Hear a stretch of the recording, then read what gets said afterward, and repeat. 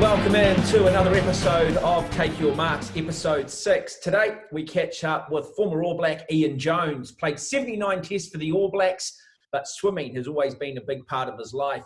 Recently, he, along with former World Triathlon champion Rick Wells and a group of others, raised money for St. John's, raised over $300,000 in the swim from Great Barrier Island to Takapuna Beach here in Auckland, a distance of 100 kilometres.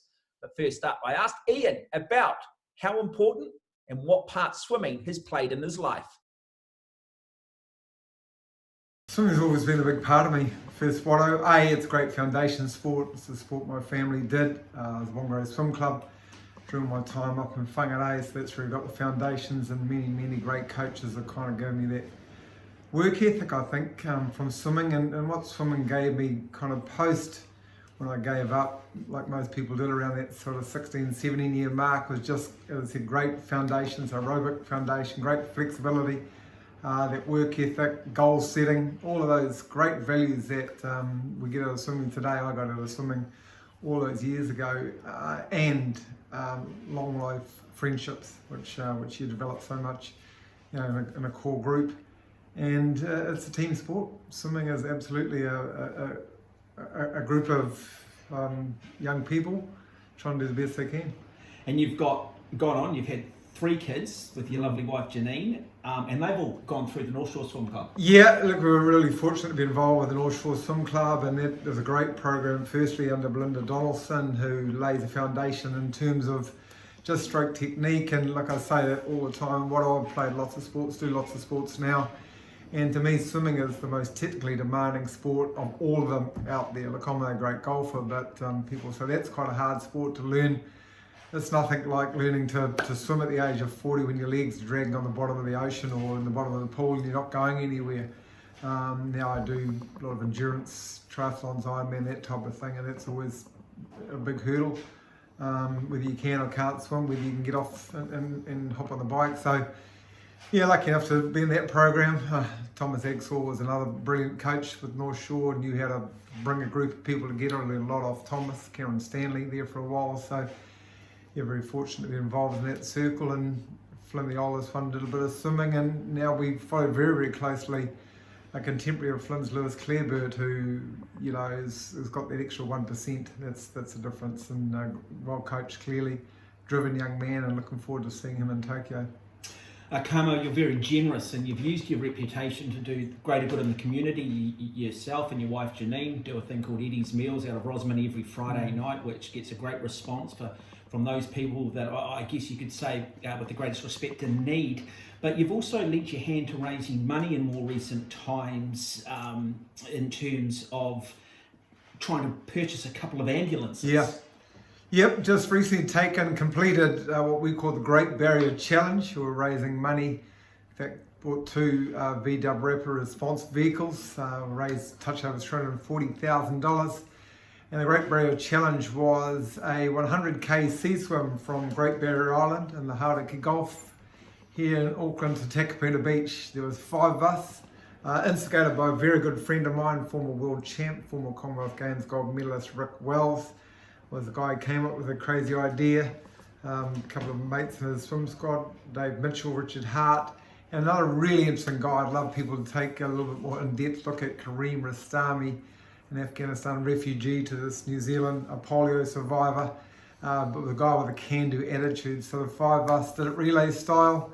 It took us a touch over 25 hours.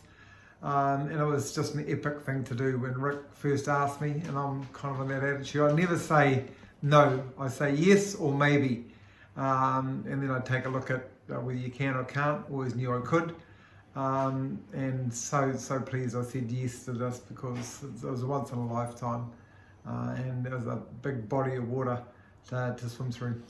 And when you look at it, 100 kilometres, you work out, well, let's go 3-4 kilometres an hour, relay type format.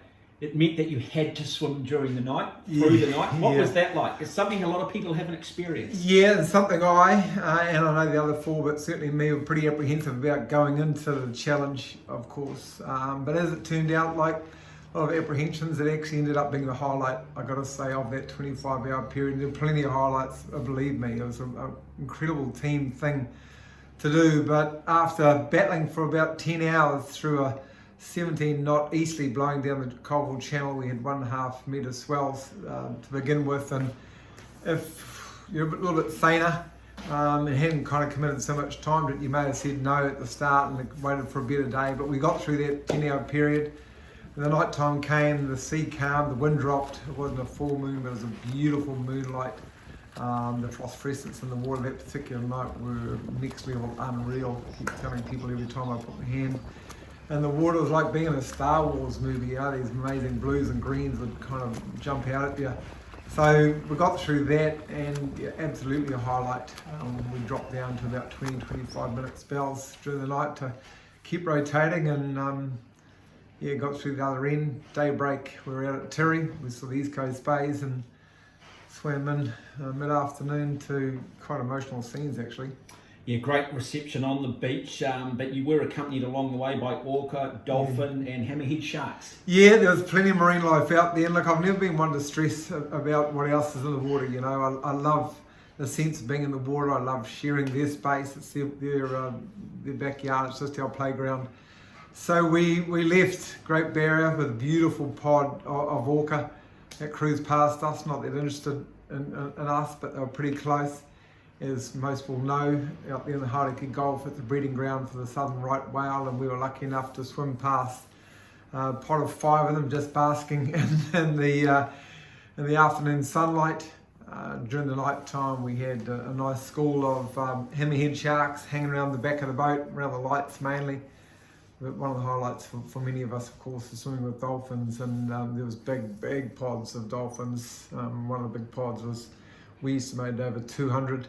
And that once more, during the night time, it sort of added to it.